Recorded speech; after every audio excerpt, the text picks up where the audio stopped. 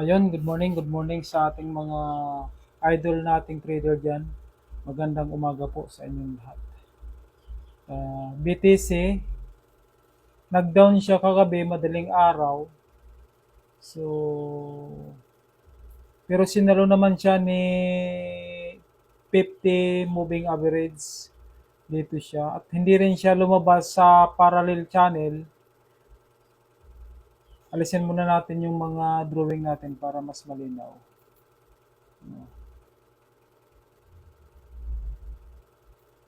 Sinalo siya ni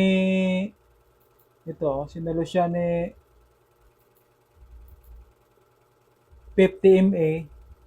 At the same time, yung parallel channel natin, okay pa naman. Ito.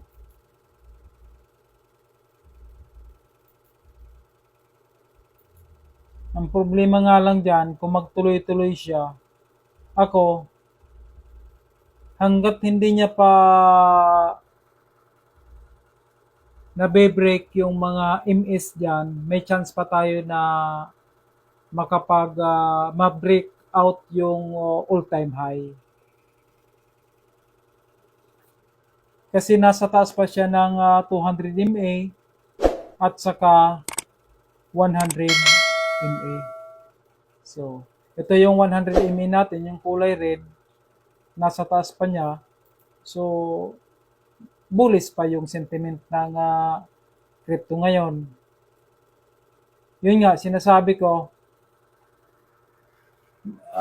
magulo talaga yung about sa technical analysis. Katulad ng ganito, tingnan natin. Dito, alisin natin yung mga drawing. Yung mga short-term trader, dito pa lang, malamang na lumabas na sila sa area na ito. Bakit ko nasabi?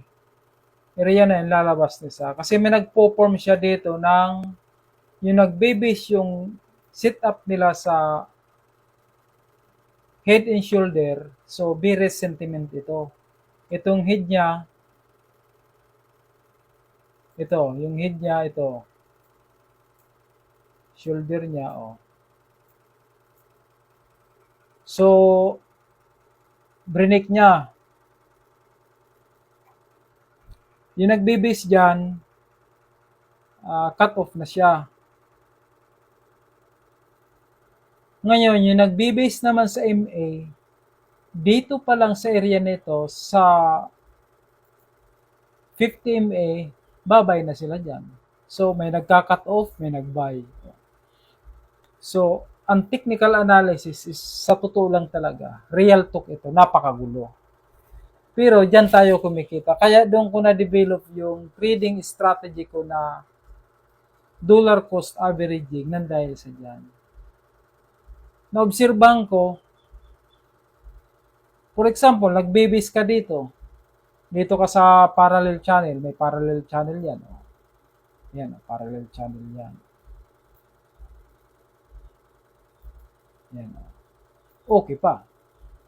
Kung nag-base ka sa MA, okay pa naman. Pero pag nag-base ka dito sa head and shoulder, cut off ka na. Mayroon pa dito malaking analysis, trend line. Tingnan natin yung trend line analysis niya.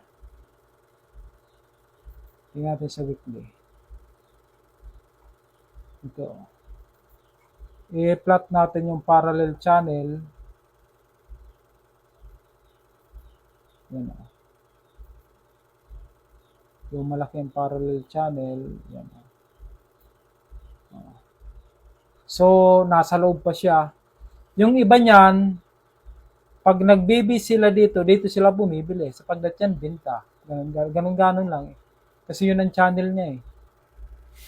Yun lang po. At sana natuto kayo ng kunti, kahit kunti man lang. At kung mayroon kayong napulot na kunting strategy, paki-follow lang o subscribe para lumaki ang ating channel. Maraming salamat.